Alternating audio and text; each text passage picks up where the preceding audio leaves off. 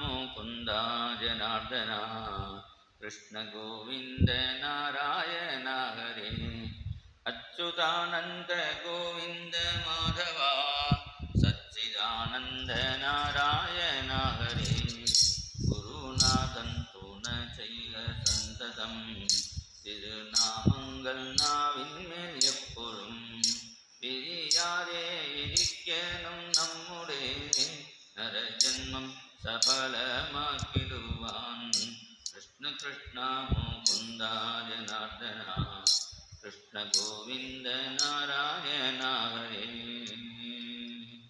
സർവത്ര ഗോവിന്ദനാമ സങ്കീർത്തനം ഗോവിന്ദ ഗോവിന്ദ. മഥുരാ ക്ഷേത്രത്തിൽ അക്രൂരൻ എന്ന പേരുള്ള ഒരു ഭക്തൻ, ശരിക്കും ക്രൂരത ഇല്ലാത്ത ആളാണ് അക്രൂരൻ എന്ന പേര്. നാരദൻ്റെ ശിഷ്യനാണ് അദ്ദേഹം. വൃന്ദാവനത്തിൽ പോയി ഭഗവാനെ കാണണം എന്ന് ആഗ്രഹിക്കുന്നു. പക്ഷെ വൃന്ദാവനം പോകണമെങ്കിൽ ഭഗവാന്റെ അനുഗ്രഹം വേണ്ടേ, പിന്നെ രാധയുടെ അനുഗ്രഹം കൂടി വേണം. അപ്പോഴേ വൃന്ദാവനം പോകാൻ പറ്റുള്ളൂ. ഇദ്ദേഹം വൃന്ദാവനം പോയാൽ പിന്നെ കംസൻ ചോദിക്കും, എന്തിനാ വൃന്ദാവനം പോകുന്നു? അപ്പോൾ കംസനോട് പറയേണ്ടി വരും, അവിടെ ഭഗവാൻ ജനിച്ചിട്ടുണ്ട് എന്ന് പറയേണ്ടി വരും. ആരാണ് ഭഗവാൻ എന്നൊക്കെ ചോദിക്കും. ഒരു വലിയ മിനിസ്റ്റർ, ഫൈനാൻസ് മിനിസ്റ്ററാണ് അക്രൂരൻ. അക്രൂരൻ വൃന്ദാവനം പോയാൽ എന്തിനാ പോകുന്നു എന്നൊക്കെ അന്വേഷണം തുടങ്ങും. നമ്മൾ പോകുന്നത് കൊണ്ട് കൃഷ്ണനുക്ക് ബുദ്ധിമുട്ട് വേണ്ട വിചാരിച്ചിട്ടാണ് അദ്ദേഹം മഥുരയിൽ ഇരുന്ന് വൃന്ദാവനം പോകണമെന്ന് ഭഗവാനോട് എല്ലാ ദിവസവും പ്രാർത്ഥിക്കുന്നുണ്ട്. കഥാ വൃന്ദാരണ്യേ വിമലയമുനാ തീരപുളിനേ ചരന്തം ഗോവിന്ദം അലധരസുധാമാരിസഹിതം അയേ കൃഷ്ണസ്വാമിൻ മധുരമുരളീവാദന വിഭോ പ്രസീദേതി ക്രോശൻ നിമിഷമിവ നേഷ്യാമി ദിവസാന്. ഒരു ദിവസം ഈ മന്ത്രിസ്ഥാനം ആണുങ്ങൾ എല്ലാം ഉപേക്ഷിച്ച് വൃന്ദാവനത്തിൽ ഒരു മരത്തിൻ്റെ ചോട്ടിലിരുന്ന് എപ്പോഴും ഭഗവാനെ ധ്യാനിക്കാനുള്ള ഒരു ഭാഗ്യം തരണേ എന്ന് ഭഗവാനോട് പ്രാർത്ഥിക്കുന്നു. അങ്ങനെ പ്രാർത്ഥിച്ചിരിക്കുമ്പോഴാണ് കതവ് തട്ടി ഒരാൾ. തുറന്നപ്പോൾ കംസൻ നിങ്ങളെ വിളിക്കുന്നു. ഉടനെ കംസൻ്റെ അടുത്ത് ചെന്നു. അപ്പോൾ കംസൻ പറഞ്ഞു, ഇപ്പോഴാണ് നാരദൻ എന്നോട് വിഷയം പറഞ്ഞു. ദേവിയുടെ 8ാമത്തെ ഉണ്ണി അവിടെ വൃന്ദാവനത്തിൽ ഗോകുലത്തിലാണ് വളർന്നു വരുന്നു. അവൻ്റെ ജ്യേഷ്ഠൻ ബലരാമനും കൂടി അവിടെ ഉണ്ട്. രണ്ടുപേരും നാളെ ഇവിടെ കൊണ്ടുവരണം. പെട്ടെന്ന് വിളിച്ചാൽ കുട്ടികളെ പറഞ്ഞു വിടാറില്ല. അപ്പോൾ ഇവിടെ ഞാൻ ഒരു ഏർപ്പാട് ചെയ്യാം, ധനുർയാഗം ഒരു ഏർപ്പാട് ചെയ്യാം. ആ ധനുർയാഗത്തിലേക്ക് കുട്ടികളെ വിളിച്ചു കൊണ്ടുവരുമ്പോൾ ഇവിടെ മല്ലന്മാരെ കൊണ്ട് അവർ വധിക്കാൻ തീരുമാനിച്ചിരിക്കുന്നു എന്നൊക്കെ കംസൻ പറഞ്ഞപ്പോൾ അക്രൂരൻ പറഞ്ഞു, ഇത് ഇങ്ങനെ ചെയ്യണം അങ്ങനെ ചെയ്യണം എന്നൊക്കെ നമ്മൾ മനസ്സിൽ പ്ലാൻ ഒക്കെ ചെയ്യാൻ പറ്റുള്ളൂ. പ്ലാൻ ചെയ്തതുപോലെ നടപ്പിലാക്കണമെങ്കിൽ ഭഗവാന്റെ കാരുണ്യം വേണം. എന്തായാലും ഞാൻ നാളെ പുറപ്പെടാൻ പറഞ്ഞ് അക്രൂരൻ അടുത്ത ദിവസം പുറപ്പെട്ടു. അക്രൂരോപി ച താം രാത്രിം മധുപുര്യാം മഹാമതിഃ ഉഷിത്വാ രഥമാസ്ഥായ പ്രയയൗ നന്ദഗോകുലം. ഡ്രൈവർ സഹിതം, ഡ്രൈവറോടാണ് വണ്ടി വന്നു. അപ്പോൾ ഡ്രൈവറോട് പറഞ്ഞു, ഞാൻ സ്വയം തെളിച്ച് പോയിക്കോളാൻ പറഞ്ഞ് സ്വയം തന്നെ അക്രൂരൻ പുറപ്പെട്ടു. ഇവിടെ പറയുന്നു, രഥേന ഗോകുലം പ്രാപ്ത സൂര്യശ്ച, രാവിലെ പുറപ്പെട്ടു സന്ധ്യാസമയത്തിൽ, രാത്രി സായങ്കാല സന്ധ്യാസമയത്തിൽ എത്തി എന്നാണ് പറയുന്നത്. മധുരയിൽ നിന്നും വൃന്ദാവനം പോകാൻ എന്തായാലും 10-15 കിലോമീറ്ററേ ഉള്ളൂ. നടന്നാൽ തന്നെ 2 മണിക്കൂർ മതി. രാവിലെ പുറപ്പെട്ട് വൈകുന്നേരം എത്താൻ എന്താ കാരണം? ഇദ്ദേഹം ഭഗവാനെ ധ്യാനിച്ചിങ്ങനെ വണ്ടിയിലിരിക്കും. കുതിരകൾ എന്ത് ചെയ്യും? കുറച്ച് ദൂരം നടന്ന് അവിടെ തന്നെ നിൽക്കും. പിന്നെ വീണ്ടും ഹൈ ഹൈ എന്ന് പറയും. കുതിര കുറച്ച് പോകും. പിന്നെ ഇദ്ദേഹം ധ്യാനം ചെയ്തുകൊണ്ടിരിക്കും. തുറന്നപ്പോൾ കുതിര അവിടെ നിൽക്കും. വീണ്ടും ഇടയ്ക്ക് ഹൈ ഹൈ ബൈ. ഇങ്ങനെ പതുക്കെ അദ്ദേഹം രഥം കൊണ്ട് വൃന്ദാവനത്തിലെത്തിയപ്പോൾ വൈകുന്നേരമായി. പക്ഷേ മനസ്സുകൊണ്ട് രാവിലെ തന്നെ എത്തി. രഥേന ഗോകുലം പ്രാപ്ത എന്നോട് വർണ്ണിക്കുന്നു. അങ്ങനെ അദ്ദേഹം പോകുന്ന സമയത്ത് ഗുരുകൃപ വേണം. ഗുരുനാഥൻ്റെ അനുഗ്രഹം ഉണ്ടെങ്കിലേ ഭഗവാനെ കാണാൻ സാധിക്കുള്ളൂ. അക്രൂരൻ വിചാരിച്ചു, എൻ്റെ ഗുരുനാഥൻ ആരാണെന്ന്. ശരിക്കും അദ്ദേഹത്തിൻ്റെ ഗുരുനാഥൻ നാരദനാണ്. എന്നാലും ഇപ്പോൾ കംസനെ ഗുരുനാഥനായി സങ്കല്പിച്ചു. കംസോപതാദ്യാകൃതമേത്യനുഗ്രഹം ദ്രക്ഷ്യേംഘ്രി പത്മം പ്രഹിതോ മുരാകരേ. വൃന്ദാവനം പോവൂ, ഭഗവാനെ കണ്ടുവരൂ പറഞ്ഞില്ലേ. അതുകൊണ്ട് കംസനെ തൻ്റെ ഗുരുനാഥനായി മനസ്സിൽ സങ്കല്പിച്ച് വൃന്ദാവനത്തിലെത്തിയപ്പോൾ ഭഗവാൻ നടന്നുപോയ ആ കാൽപ്പാടുകൾ കണ്ടു. അത് കണ്ടപ്പോൾ അവിടെ രഥത്തിൽ നിന്നും വീണ് ശയനപ്രദക്ഷിണം വച്ചു. രഥാരവസ്കന്ധ്യ സതേഷ്വചേഷ്ടത് പ്രഭോരമൂണി അംഘ്രിയജാംസി അഹോ ഇതി. അങ്ങനെ ഭഗവാന്റെ പാദധൂലികളിൽ ശയനപ്രദക്ഷിണം ചെയ്ത് പിന്നെ ഗോകുലത്തിൽ ചെന്നു. ഗോകുലത്തിൽ എത്തിയപ്പോഴാണ് ഭഗവാൻ ബലരാമസ്വാമിയുടെ സഹിതം അവിടെ നിൽക്കുന്നു. അവർ രണ്ടുപേരുടെ ചരണത്തിൽ പപാത ചരണോപാന്ത്യ ദണ്ഡവത് രാമകൃഷ്ണയോഹോ, ദണ്ഡവത് പ്രണാമം ചെയ്തു. ഉടനെ ബലരാമസ്വാമി വിളിച്ചു കൊണ്ടുപോയി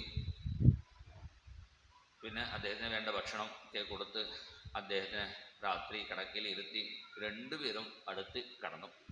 അപ്പോൾ അക്രൂരൻ വിചാരിച്ചു, എനിക്ക് എന്താ ഭാഗ്യം, ഒരു വശം ഭഗവാനും അടുത്ത വശം ആദിശേഷനും, ഇത് രണ്ട് മഹാത്മാക്കളുടെ ഇടയിൽ കിടക്കാനുള്ള ഭാഗ്യം കിട്ടിയില്ലേ വിചാരിച്ച് രാത്രി അദ്ദേഹം ശരിക്കും ഉറങ്ങിയിട്ടില്ല. അടുത്ത ദിവസം രാവിലെ ഭഗവാൻ അക്രൂരൻ്റെ ഒപ്പം പുറപ്പെടാൻ തയ്യാറായപ്പോഴാണ് ഗോപികമാരൊക്കെ പറയുന്നു, അഹോ വിധാതഃ തവനഃ ക്വചിദ്ദയാ. ഈ വിധി അക്രൂരൻ്റെ പേരിലാണ് ഇവിടെ വന്നിരിക്കുന്നത്. നമുക്ക് ഓരോരോ സങ്കടം ഓരോ വിധത്തിൽ വരും, പക്ഷേ ഒരു ആളുടെ രൂപത്തിൽ വരും, പക്ഷേ ഓരോരോ ആളാണെന്ന് നമ്മൾ വിചാരിക്കേണ്ട. ഇതൊക്കെ ഭഗവാന്റെ സങ്കല്പം. ഇങ്ങനെ ഓരോരാളായിട്ട് നമുക്ക് ഇത്ര ദുഃഖം ഉണ്ടാവാൻ കാരണം അത് ഒരു ഭഗവാന്റെ സങ്കല്പം വിചാരിച്ചാൽ മതി. അതാണ് ഇവിടെ ഗോപികമാർ പറയുന്നു, ക്രൂരമായ വിധിയാണ് ഇപ്പോൾ അക്രൂരൻ്റെ പേരിൽ വന്നിരിക്കുന്നു. ക്രൂരസ്ത്വം അക്രൂര സമാഖ്യയാസ്മനഃ ചക്ഷുർഹി ദത്തം ഹരസേവകാജ്ഞവത്. കണ്ണ് കാഴ്ചയില്ലാതെ ഒരാൾക്ക് പെട്ടെന്ന് കണ്ണ് കാണാൻ സാധിച്ചു. എല്ലാം ആസ്വദിച്ച് കണ്ണ് നോക്കി ആസ്വദിക്കുമ്പോൾ പെട്ടെന്ന് കണ്ണ് വീണ്ടും അടഞ്ഞാൽ എത്രയാണോ സങ്കടം, അതുപോലെയാണ്. കണ്ണിൻ്റെ കാഴ്ച തന്നെ ഇല്ലാതിരുന്നാൽ ജീവിതം മുഴുവൻ അത് ഒരു ദുഃഖമേ ഉള്ളൂ. കാഴ്ചയില്ല, ഇടയ്ക്ക് കാഴ്ച കിട്ടി ആസ്വദിച്ചിരിക്കുമ്പോൾ പെട്ടെന്ന് വീണ്ടും പോയാൽ എങ്ങനെയാണോ അതുപോലെയാണ്. കണ്ണനെ കിട്ടിയ കണ്ണൻ വീണ്ടും ഇവിടെ പോകുന്നുണ്ടല്ലോ എന്ന് സങ്കടപ്പെട്ടു. അപ്പോൾ ഭഗവാൻ അവരെ സമാധാനം ചെയ്ത് അക്രൂരൻ്റെ ഒപ്പം പോകുമ്പോൾ അക്രൂരൻ യമുനയിൽ കുളിക്കാൻ ചെന്നു. അപ്പോൾ കുട്ടികളും ഒപ്പം കുളിക്കുന്നത് പോലെ തോന്നി. ഉടനെ അദ്ദേഹം എഴുന്നേറ്റ് നോക്കുമ്പോൾ രഥത്തിൽ തന്നെ ഇരിക്കുന്നു. ഇപ്പോൾ സംശയമായി, നമ്മളുടെ ഒപ്പം കുളിക്കുന്നത് തോന്നുന്നുണ്ടോ? തൗ രഥസ്ഥവും കഥമിക. വീണ്ടും രണ്ടാമത്തെ പ്രാവശ്യം മുങ്ങുമ്പോഴാണ് ആ വെള്ളത്തിൻ്റെ ഉള്ളിൽ ബലരാമസ്വാമി ആദിശേഷനായും ശ്രീകൃഷ്ണ ഭഗവാൻ പത്മനാഭസ്വാമിയായി ദർശനം കൊടുത്തു. അദ്ദേഹം ദശാവതാര സ്തോത്രമൊക്കെ ചെയ്തു. പിന്നെ അക്രൂരൻ്റെ ഒപ്പം ഭഗവാൻ മധുരയിൽ വിശ്രാം ഘാട്ട് എന്ന സ്ഥലത്ത് എത്തിച്ചേർന്നു. ഇപ്പോഴും ആ സ്ഥലമുണ്ട്, യമുനാതീരത്തിൽ വിശ്രാമഘട്ടം. അവിടെ ചെന്നാൽ നമുക്ക് സംസാരത്തിൻ്റെ വിശ്രാമം ഉണ്ടാവും പറയുന്നു. അവിടെ ഭഗവാൻ അക്രൂരനോട് പറഞ്ഞു, നാളെ കംസവധം കഴിഞ്ഞ് നിങ്ങളുടെ കൊട്ടാരത്തിലേക്ക് വരാം. അക്രൂരൻ വിളിച്ച് നമ്മുടെ കൊട്ടാരത്തിൽ താമസിക്കാൻ എല്ലാ സൗകര്യമുണ്ട്. ഭഗവാൻ പറഞ്ഞു, കംസൻ്റെ വധം കഴിഞ്ഞിട്ട് വരാം. അപ്പോൾ അക്രൂരനക്ക് സന്തോഷമായി. എന്തായാലും നാളെ കംസവധം എന്ന് ഭഗവാൻ പറഞ്ഞില്ലേ, അപ്പോൾ നാളെ കംസവധം കഴിയുമ്പോൾ അപ്പോൾ നമുക്ക് ഇന്ന് രാജി വയ്ക്കാം. എന്താ, ഇന്ന് ഒരു നാൾ എനിക്ക് റെസ്റ്റ് സ്വീകരിച്ചിട്ട് അടുത്ത ദിവസം കംസവധം കഴിഞ്ഞ് വീണ്ടും മന്ത്രിസ്ഥാനം ഏൽക്കുമ്പോൾ കൃഷ്ണൻ്റെ മന്ത്രിയായിട്ട് ഒരു ഭാഗ്യം കിട്ടുള്ളേ വിചാരിച്ച് അക്രൂരൻ എനിക്ക് റെസ്റ്റ് വേണം പറഞ്ഞ് കംസനോട് പുറപ്പെട്ടു ചെന്നു. പിന്നെ വൈകുന്നേരം ഭഗവാൻ കുട്ടികളുടെ ഒപ്പം ഇങ്ങനെ ചുറ്റി വരുമ്പോഴാണ് അവിടെ ഒരു അളക്കുകാരൻ വരുന്നു. അവരുടെ വസ്ത്രങ്ങൾ യാചിക്കുന്നു ഭഗവാൻ. അളക്കുകാരൻ ഇത് പറയണം, തരുന്നില്ല പറഞ്ഞാൽ മതി. നിങ്ങളെപ്പോലെ മാട് വെച്ച് നടക്കുന്നവർക്ക് രാജാവിൻ്റെ വസ്ത്രം വേണോ എന്നൊക്കെ ചീത്ത വിളിക്കാൻ തുടങ്ങി. രാമായണത്തിൽ ചീത്ത പറഞ്ഞ അതേ അളക്കുകാരനാണ് ഇപ്പോഴും വന്നിരിക്കുന്നത്. രാമൻ സാധുവായി പോയി.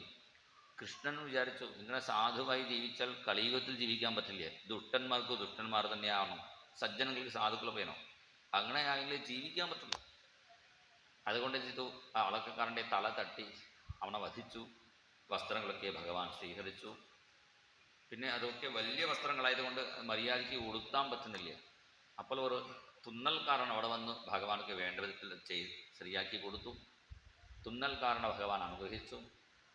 പിന്നെ ഒരു മാലാക്കാരൻ്റെ വീട്ടിൽ ചെന്ന് മാല ഒക്കെ ഭഗവാൻ സ്വീകരിച്ച് ആ മാല കെട്ടി കൊടുത്ത ആ മാലാകാരനുക്ക് ബലം ആയുഹു യശഃ കാന്തിം ബലം ആയസ് യശസ് കാന്തി പിന്നെ ഐശ്വര്യം എല്ലാം ഭഗവാൻ അനുഗ്രഹിച്ചു. ഇപ്പോൾ വസ്ത്രം കിട്ടി, മാല കിട്ടി, പിന്നെ ഗോപിക്കുരിയിടണം, ചന്ദനം വേണം ആഗ്രഹിച്ചിരിക്കുമ്പോൾ കൃത്യം ഒരു ചന്ദന കൂട്ടുകാരി പറഞ്ഞു. ഇതാണ് മഹാത്മാക്കൾക്ക് നമ്മൾക്ക് എന്ത് വേണം ആഗ്രഹിക്കുമോ ആ സമയത്ത് അത് കിട്ടും. ഇതാണ് ഭഗവാനെ ആശ്രയിച്ചവരുടെ പെരുമ. നമ്മളൊക്കെ അന്വേഷിച്ച് പോയാൽ ചിലപ്പോൾ കിട്ടാറില്ല. ഞാൻ ഒരു സ്ഥലത്ത് തിരുവില്ലാമലൈ സ്ഥലത്ത് ഐവർ മഠം അവിടെ സപ്താഹം ചെയ്യുന്ന സമയത്ത് അവിടെ ഒരു ഇടയ്ക്ക് സത്രം പോലെയാണ്. പ്രഭാഷണത്തിന് മണിവർണ്ണൻ നമ്പൂതിരി അദ്ദേഹം വന്നിരുന്നു. അപ്പോൾ അദ്ദേഹം എന്നോട് ചോദിച്ചു, എനിക്ക് ഇപ്പോൾ പ്രഭാഷണത്തിന് പോകണം, ഗോപി ഒന്നും ചന്ദനം കൊണ്ടുവന്നിട്ടില്ലേ, ഗുരുവായൂർ പണ്ടേ കളഭമോ ഉണ്ടോ ചോദിച്ചു. ഞാൻ അത് ധരിച്ചിട്ടാണ് പോകാറുള്ളത്. അപ്പോൾ ഞാനത് ഗുരുവായൂർ പണ്ടേ കളഭം എൻ്റെ ഗവിയില്ലെന്ന് പറഞ്ഞപ്പോഴാണ് ഒരു അമ്മ അവിടെ ഒന്ന് നമസ്കരിക്കുന്നു, ഇപ്പോൾ ഗുരുവായൂർ തൊഴുതു വന്നതാണ്, പിടിച്ചോളും കളഭം. കൃത്യസമയത്തിൽ കൊടുത്തു. കുറച്ച് അപ്പുറമില്ല ഇപ്പുറമില്ലേ, കൃത്യസമയത്തിൽ കൊടുത്തു. ഗുരുവായൂർ പണ്ടേ കളഭം വേണം പറഞ്ഞപ്പോൾ തന്നെ ഒരു അമ്മ കൊണ്ടു കൊടുക്കുന്നു. കാരണം ഭക്തന്മാർക്ക് എപ്പോഴാണോ എന്താണോ ആവശ്യം അത് ഭഗവാൻ കൊടുക്കും. പൈസ അതേപോലെയാണ്. ചില ആളുകൾ ATM പോയി പണം എടുക്കാൻ പോകും, അവിടെ തന്നെ എന്താകും, ATM പണം ഇല്ലാതാകും. ചിലപ്പോൾ ഈ കാർഡ് പണം അവിടെ കുടുങ്ങി പോകും, ഉള്ളതും പോകും. ഭക്തന്മാർക്ക് അങ്ങനെയില്ലേ, എപ്പോഴാണ് എന്താണോ ആവശ്യം അത് ഭഗവാൻ കൃത്യസമയത്തിൽ തരും. ഇവിടെ ഭഗവാൻ ചന്ദനം വേണം വിചാരിക്കുമ്പോൾ തന്നെ ഒരു ചന്ദന കൊട്ടുകാരി വന്നു, അവരോട് ചന്ദനം യാചിച്ചു. ഭഗവാൻ എൻ്റെ കയ്യിൽ പൈസ ഇല്ലേ, പൈസയ്ക്ക് പകരം നിങ്ങളെ സുന്ദരിയാക്കാൻ പറഞ്ഞ് ആ കൂണിയെ ഒന്ന് സ്പർശിച്ചു. ഗൃഹൻ മഞ്ജു കരേണ താമുദനയത്താവത് ജഗത് സുന്ദരി. ഭഗവാന്റെ കരസ്പർശം ഏറ്റപ്പോൾ എന്തായി, ജഗത് സുന്ദരിയായി മാറി, മിസ് യൂണിവേഴ്സായി മാറി. അതാ ഭഗവാന്റെ കാരുണ്യം. പിന്നെ കൂണി വിളിച്ചു, നമ്മുടെ വീട്ടിലേക്ക് വരണം. പിന്നെ വരാൻ പറഞ്ഞ് ഭഗവാൻ പുറപ്പെട്ടു. പിന്നെ ധനുര്യാഗത്തിന് വേണ്ടി വില്ല് വെച്ചിരുന്നു, ആ വില്ല് മുടിച്ചു. വില്ല് മുറിച്ചപ്പോൾ കാവൽക്കാർ യുദ്ധത്തിനായി വന്നു, അവരെയും വധിച്ചു. ഇത് കേട്ട് കംസൻ പേടിച്ച് രാത്രി മുഴുവൻ പേടിച്ചിരിക്കുന്നു. അടുത്ത ദിവസം രാവിലെ ഭഗവാൻ ആ രംഗമണ്ഡപത്തിലേക്ക് ചെല്ലുമ്പോൾ കൂളിയാപീഠം ആണയെ പറഞ്ഞു വിട്ടു. ഭഗവാൻ ചെയ്തു ഒറ്റ അടിയിൽ ആ ആടെ കഥ കഴിച്ചു. അപ്പോൾ ആണപ്പാപ്പന്മാർക്ക് പേടിച്ച് ഓടുന്നു, അവരെയും വധിച്ചു. പിന്നെ മല്ലരംഗത്തിൽ പ്രവേശിച്ചപ്പോൾ ചാണൂരൻ, മുഷ്ടികനും, ശരൻ, തോസൻ പ്രധാന മല്ലന്മാർക്ക് യുദ്ധത്തിനായി വന്നു. എല്ലാവരെയും ഒരേ അടിയിൽ കുറച്ചു നേരം യുദ്ധം ചെയ്തതുപോലെ അഭിനയിച്ച് പിന്നെ എല്ലാവരെയും വധിച്ചു.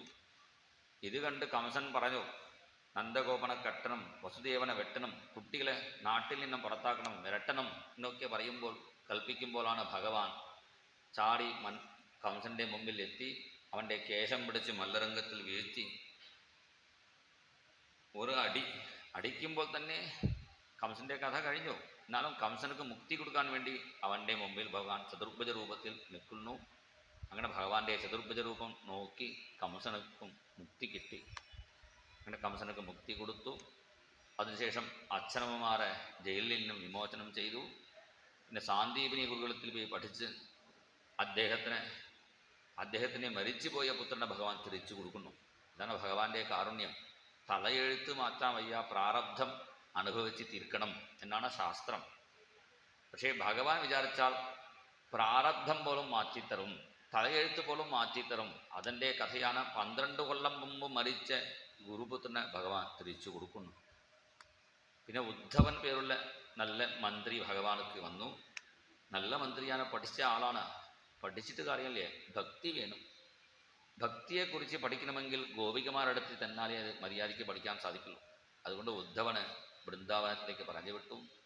വൃന്ദാവനത്തിൽ പോയ ഉദ്ധവൻ ഗോപികമാരെ കണ്ടു. അവർക്കൊരു വിദ്യാഭ്യാസം ഇല്ലേ, പിന്നെ മന്ത്രിസ്ഥാനം ഇല്ലേ, പിന്നെ ശാരീരിക ബലം ഒന്നും ഇല്ലെങ്കിലും അവരെ കണ്ടാൽ ഒരു പൂർണ്ണത തോന്നുന്നു. അവരെ കണ്ടാൽ എല്ലാം സന്തോഷമായി ചിരിച്ചുകൊണ്ട് ജീവിക്കുന്നു. ചില ആൾക്ക് എല്ലാം ഉണ്ടാവും, സ്ഥാനം മാനം എല്ലാം ഉണ്ടായിട്ടും ഒരു കുറെ ഇങ്ങനെ പറഞ്ഞു നടക്കും. അപ്പോൾ മനസ്സിലാക്കിയ ഉദ്ധവൻ അവർക്ക് സ്ഥാനമാണ്, വിദ്യാഭ്യാസം ഒന്നും ഇല്ലെങ്കിലും അവർക്ക് കൃഷ്ണഭക്തി ഉണ്ട്. ആ ഭക്തി കൊണ്ടാണ് അവർ പൂർണ്ണമായിരിക്കുന്നു. അഹോ യൂയം സ്മ പൂർണ്ണാർത്ഥാഹ. അപ്പോൾ നമുക്കും ഒരു പൂർണ്ണത കിട്ടണമെങ്കിൽ അങ്ങനെ ഭക്തിയുള്ളവരുടെ കാക്കളി വീണാലേ കിട്ടുള്ളൂ മനസ്സിലാക്കി ഉദ്ധവൻ ആ ഗോപികളുടെ പാദധൂരിൽ വീണ് നമസ്കരിക്കുന്നു. വന്ദേ നന്ദവ്രജസ്ത്രീണാം പാദരേണുമഭീക്ഷ്ണസഹ യാസാം ഹരികഥോദ്ഗീതം പുനാതി ഭുവനത്രയം. ഗോപീചരണാരവിന്ദ പരമാണവേ നമഃ. അങ്ങനെ ഗോപികമാരെ നമസ്കരിച്ച് ഭക്തിയോട് തിരിച്ചു വന്നു. പിന്നെ കുബ്ജിയെ വീട്ടിൽ ചെന്ന് കുബ്ജിയെ അനുഗ്രഹിച്ചു. അക്രൂരൻ്റെ കൊട്ടാരത്തിൽ ചെന്ന് അക്രൂരനെ അനുഗ്രഹിച്ചു. അക്രൂരനെ പറഞ്ഞു വിട്ട് പാണ്ഡവന്മാർക്ക് രക്ഷ ചെയ്തു. പിന്നെ 50-ാമത്തെ അധ്യായത്തിൽ ജരാസന്ധൻ വരുന്നതായി വർണ്ണിക്കുന്നു. ജരാസന്ധൻ പറഞ്ഞാൽ അർത്ഥം 50 വയസ്സാകുമ്പോൾ നമുക്ക് ജരാ നരകയ്ക്ക് കൂടും. 50 വയസ്സാകുമ്പോൾ തല ഇങ്ങനെ പതുക്കെ നരയ്ക്കാൻ തുടങ്ങും. ചില ആളുകൾ ഡൈയൊക്കെ അടിച്ച് അഡ്ജസ്റ്റ് ചെയ്യും. ഒരു 50 വയസ്സിൽ ഡൈ അടിക്കാം, 90 വയസ്സിൽ ഡൈ അടിച്ചാൽ നന്നാവുമോ? അങ്ങനെയാൽ 50 വയസ്സാകുമ്പോൾ ജരാ പിടി കൂടിയാൽ എന്ത് ചെയ്യണം? നമ്മൾ സത്സംഗത്തിലേക്ക് പോകണം. അതാണ് ഭഗവാൻ കാണിച്ചു തരുന്നത്. ജരാസന്ധൻ വന്നപ്പോൾ 17 പ്രാവശ്യം ഭഗവാൻ തോൽപ്പിച്ചു. 18-ാമത്തെ പ്രാവശ്യം ജരാസന്ധൻ കാളയവനോട് പറഞ്ഞു. അങ്ങനെ വരുമ്പോഴാണ് ഭഗവാൻ മധുര ഉപേക്ഷിച്ച് ദ്വാരകാനഗരം നിർമ്മിച്ചു സമുദ്രമധ്യയിൽ. ആ ദ്വാരകയ്ക്ക് പോകുന്ന വഴിയിൽ ഇടയിൽ മുച്ചുകുന്ദൻ പേരുള്ള ഒരു യോഗീശ്വരനെ കണ്ടു. അദ്ദേഹം കുറേ കാലം ഇങ്ങനെ ഉറങ്ങിക്കിടക്കുന്നു. സാധാരണ ഉറക്കല്ലേ, യോഗനിദ്രയാണ്. ആ യോഗനിദ്രയിൽ കിടക്കുന്ന മുച്ചുകുന്ദനെ ഭഗവാൻ അനുഗ്രഹിച്ചു. പിന്നെ മുച്ചുകുന്ദൻ ഭഗവാനോട് പറഞ്ഞു, നിങ്ങൾക്ക് പാദസേവ ചെയ്യണം. ഭഗവാൻ പറഞ്ഞു, എനിക്ക് പാദസേവ ചെയ്യാൻ ഇപ്പോൾ എനിക്ക് സമയമില്ല, ബദരികാശ്രമത്തിൽ പോയി ചെന്നോളൂ പറഞ്ഞ് ബദരികാശ്രമം പറഞ്ഞു വിട്ടു. പിന്നെ ദ്വാരകയിൽ ഭഗവാൻ എത്തി. ദ്വാരകയിൽ എത്തിയ ശേഷം രേവതി എന്ന പേരുള്ള പെൺകുട്ടിക്കും ബലരാമസ്വാമിക്കും വിവാഹം കഴിഞ്ഞു. ഇനി രുക്മിണി സ്വയംവരമാണ്. 12 കല്യാണമാണ് രുക്മിണി സ്വയംവരം.